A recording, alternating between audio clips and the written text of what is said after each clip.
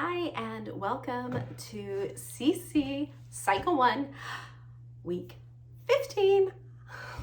All right, my name is Rebecca Skillen. I am a CC tutor, and this is how I do my weekly updates. And if this helps you plan for your tutor week, even better. So typically when we get dismissed to our classrooms, I start the morning off with affirmations. I didn't this week. We had an open house. We had 5 new families. That meant if all of my kids would have been in class with me, including our new friends, we would have had 11 in the class. Instead, we had 10 in the class. And I will tell you, I understand the wisdom in the class size limit of 8, sometimes 9, but 8 kids in a class. For open houses, it's exciting, it can be loud, it can be overwhelming, absolutely, but there's so much blessing in seeing so many new families interested in homeschooling and interested in the classical conversations philosophy of education. But in that whole whirlwind of getting enough chairs and enough chairs for moms and keeping everybody moving, I was not on time ending my class today. We were pretty close to on time. I think I kept them for a minute extra. We did not complete our review, which I had no expectation that we would, but we didn't, just like I expected would happen. And I did not do affirmations at the beginning of class. We did them 3/4, 9/10 of the way done with our new grammar. My daughter was like, "Mom, we didn't do affirmations." And so we did affirmations. And then I think we finished with history. So that was our morning. I've done a few snippets of some new grammar that I have been working on for week 15 and week 16 and beyond, because we had an unexpected break. After being back for 2 weeks, there was some significant illnesses that came through, and we just decided to halt and call it a makeup day for later, which is why those are in the calendar.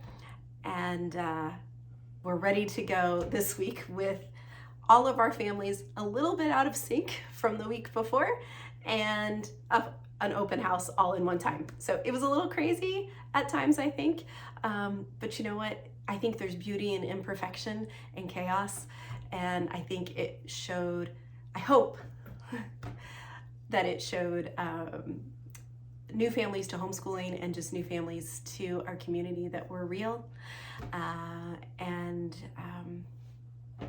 that's about it. So I cannot tell you what we started with in class. I think I remember, because actually I do. So we started off with geography. We had a lot of fun. I have a clip on that for week 15, so I'm gonna do kind of super quick. We had Middle East, Israel, Sinai Peninsula, Suez Canal, Cairo, and the Gaza Strip. So with this, we have Israel, Sinai Peninsula, Cairo, Suez Canal, Gaza Strip. And that's the order that I went in because I had a little bit of hand motions. I don't know how this is gonna go on the video, but I do it staring at the map, looking down, and putting my hand on the map. So this may be reversed for you, but if you do it looking at the map and doing your hand motions, you'll get it. I took Pharaoh, but where it says huh, we said Cairo. Okay, so it's Middle East, Israel, Sinai Peninsula, Cairo, Suez Canal, Gaza Strip. Okay, so if you're doing that on your map and you're looking at the map, that's the way that I do it, because I want the kids looking at the map and kind of making an idea of how they're remembering where those locations are. And like I said, there is in my Journeyman playlist there's just a specific video just for the geography that I did for week 15 if you want a little bit more explanation with that. After that, we did science. Science today was a little bit of geography. So I pulled out the world map. They have their black line masters. And so I held up the map and we looked and we talked about all the continents. Now, the Cycle 1 placemat does not have Antarctica, so we talked about their maps did, but I brought this one along and it did not have Antarctica down here, which I kind of found slightly humorous. But anyways, it's science, it's not geography. So for science, what are each continent's highest mountains? I sung that to Toto's Africa. But first we we spoke it, and we pointed to the different continents. I told them, I'm not telling you where these mountains are located, we're just pointing at the continents. And so that's how we found and kind of talked through it. And then the song that I used, and like I said, there is a video in my playlist that is just for this science, but I did it to, like I said, Toto's Africa, and each continent's highest mountain is Hurry Boy, She's Waiting There For You, and then it goes through the list. So each continent's highest mountain is Everest in Asia, Aconcagua in South America, Denali in North America too, Kilimanjaro, sorry, I went a little lower than I expected, Kilimanjaro in Africa, Elbrus in Europe, Kosciuszko in Australia, Vincent Massif in Antarctica. And then you can end it with, these are the continent's highest mountains. So started that a little bit lower than I had planned. But you can pick whatever key you want to sing it in. So that was done all at our table. And then I had pre-planned on the floor. I do not have a map on the floor. I had them look at the map so we knew where we were going. And I have these, and I placed them kind of general area of kind of the middle of the continent out on the floor. I did have my map with me. Actually, no, I had the words with me so I didn't get confused. And they were behind me, and I said, okay, we're gonna go to Asia first. And so we pointed to where the Asia one was, and we just started. We went to Asia, we said Everest in Everest in Asia. And then I said, what's the next one? And so we said South America. So then we walked over to the South America cone and said Aconcagua in South America. And then went up to the cone for North America, Denali in North America too. And then went to Africa, Kilimanjaro, went down to Australia, Kosciuszko in Australia, and then Vincent Massif in Antarctica, and found that. So we just kind of moved as a mob, and I think they had fun. So then after that, we came to my board in the other corner of the room, and oh no, I had as they were picking up the cones, I pulled the agility ladder out and we did math, kind of follow the leader through the agility ladder and saying 10 millimeters equals 1 centimeter, 100 centimeters equals 1 meter, 1,000 meters equals 1 kilometer. These are metric measurements. And just kind of walked around the room, and then whatever actions we were doing, I think one time I put my hands up, the next time I kind of marched. And so we just, when we finished the ladder, we just kept singing it, and then I think we got close to 7 times. But I know we sang it. And I have a video for that if you want to just replay that over and over again. It's either Michael Finnegan, 10 Little Indians, whatever tune matches whatever nursery rhyme you want to remember.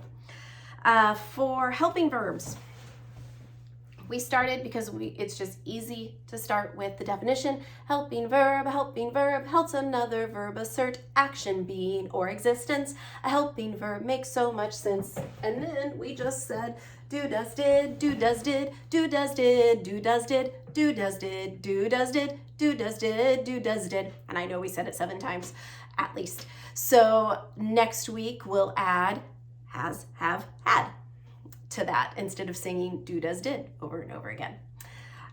Then we went over to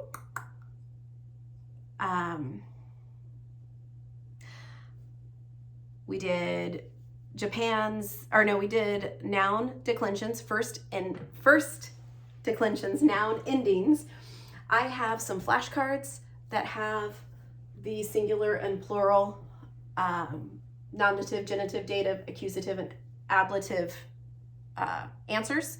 And so because we had new kids in the class, we pulled this down out of the page protector, laid it on the ground, and we said it, we sang it. And then because I wanted my kids who had been doing this for a while, this was their 4th week doing first declension noun endings this year, I had them create this grid because last semester they knew the sounds, which is really all we're focusing on anyways, really at this point, to my understanding. But I did kind of want to add that puzzle piece of looking at what endings are making those sounds, and so we put it together. I think that went really well because when we were doing bingo a couple weeks ago, and we're saying what are noun declension, first declension noun endings, they weren't sure which one. They could say them, but they weren't sure which one was in the bingo. So not that it's a big deal, I just wanted, because that was our 4th time doing it. Actually, no, this was our 3rd time doing it. Next week's going to be our 4th time doing it. I just wanted to get this semester and kind of making a connection of what those sounds look like when they're written out. So that was just my little thing. You don't have to. It's just what I was doing. So then we did, while I was picking that up together, I called them my locals. I had them say timeline, which they really can't say it. They have to sing it. But they did really well. I can't end up just saying it. I end up singing it. So they did that a couple times while I put the flashcards back. And then we sang it with our new friends. And then I had the cards out. And so they had the words right there. I mean, the words are here too, but so that they could have a picture with the words that we were learning that week. It was a lot of fun. Some of the open house kids they really enjoyed that part, which was a lot of fun. I did not do hide and seek this week just because I had 10 kids and only 7 timeline cards.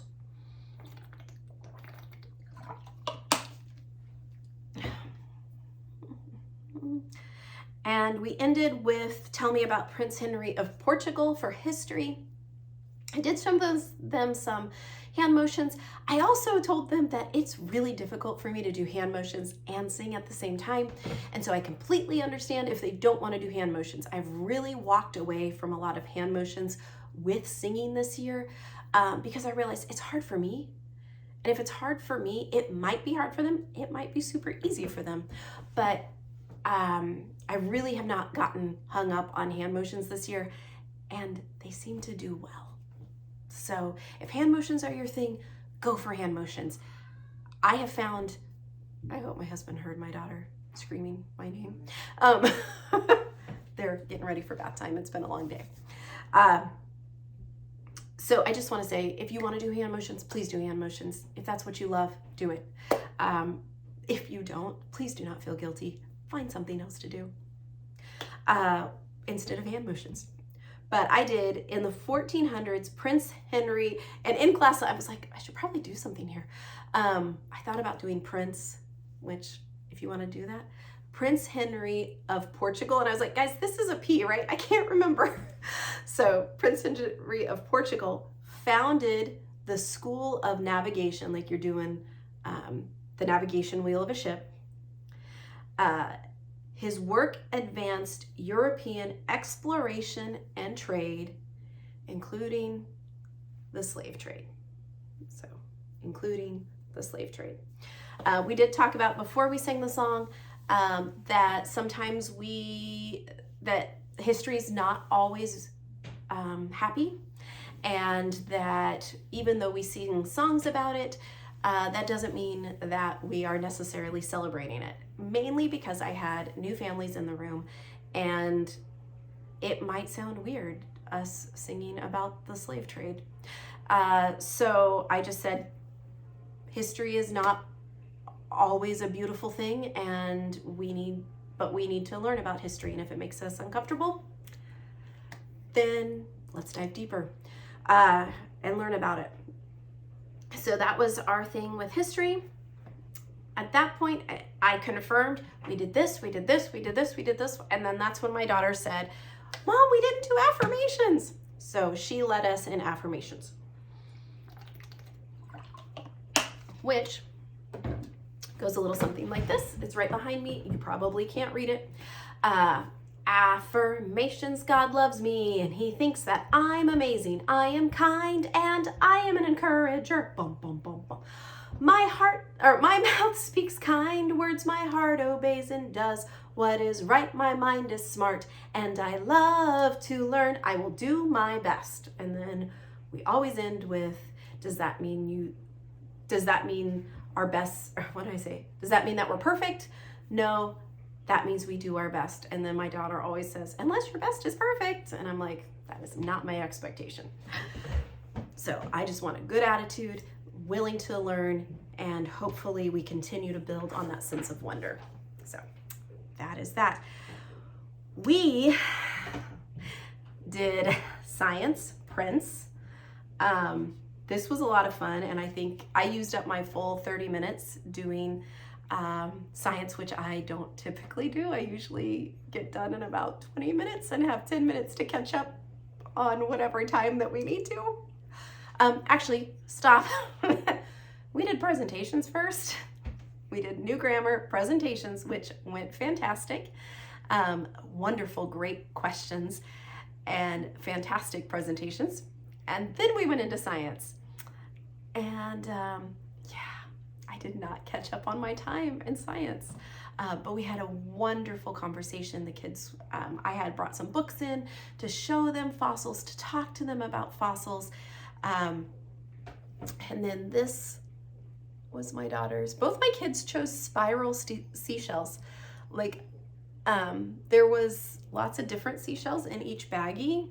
And my son is in a master's class, and this was his. I actually really think his is really cool because it kind of looks like what probably a real fossil would look like. It wouldn't be like perfectly in its cast.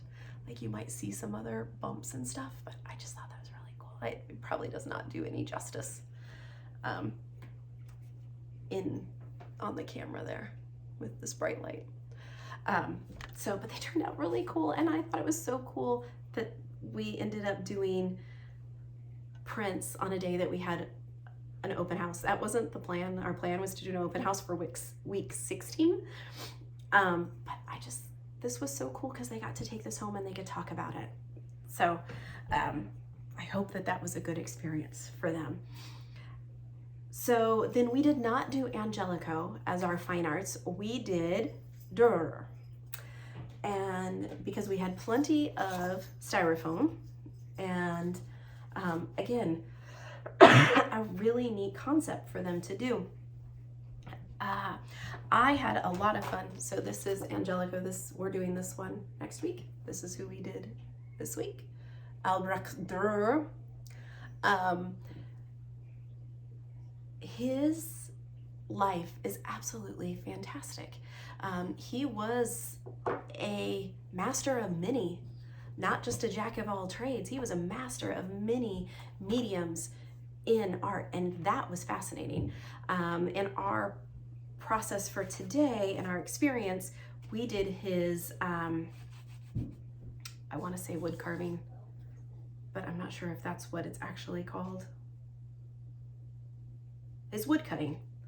in his way of making prints, being one of the first, I believe, artists to be able to make reproductions of his stuff.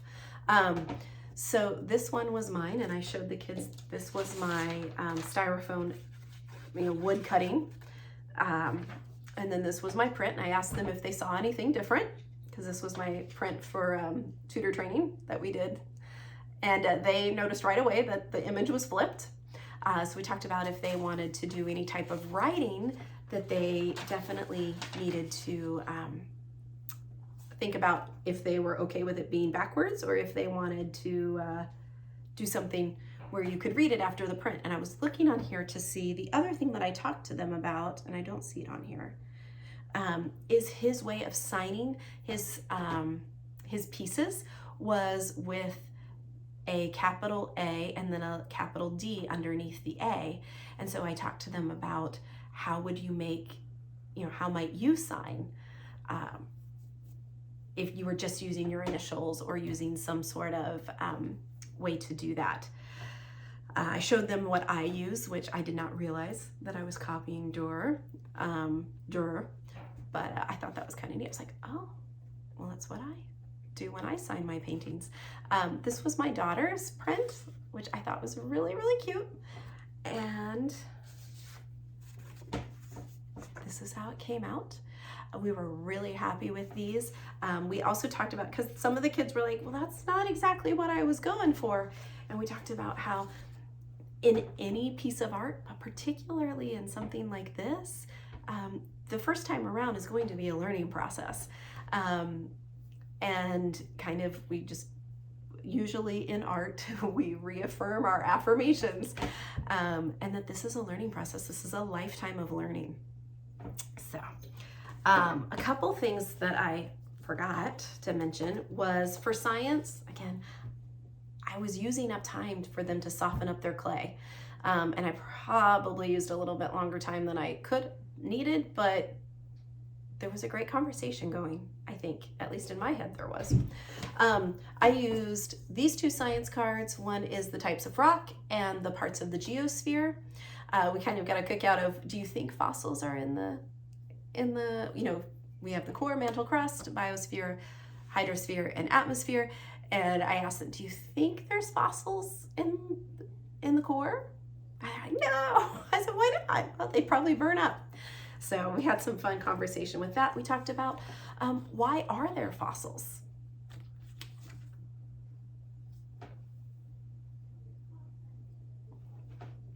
Pulled out our timeline cards. Creation and the fall. The fall is why we have fossils. We have death. We have decay. Where might a lot of these fossils have come from? Not the Tower of Babel, but when a huge worldwide catastrophic event happens where things happen very quickly. So we said, this is why we have fossils. This is probably why we have a lot of fossils. And then continuous changes in our world, but this was probably one of those reasons. And so just a good conversation of that. Why do you think? And then I think that was it, except review. I had our new friends ask my locals questions. So they had the answer right there with them so they could participate. We did geography all together. We got through our whole geography review because I wanted to do that for my local kids. Make sure that we really did get through that geography. I had the map out. I had actually this map and my other map, but I had it on the answer side so that our new friends, if we pointed to the words so they could see what we were doing and what we were pointing to when I would say, where is ancient Ghana? Ancient Ghana is right there, and we all pointed to it. We got through some of our memory work, but like I said, I had our new friends asking the questions, so they had the flashcards with all the answers.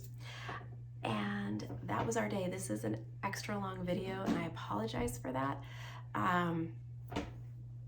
But that was CC Cycle 1, week 15 with 10 kids in the room. It was a blast. We had so much fun, and I'm looking forward to next week.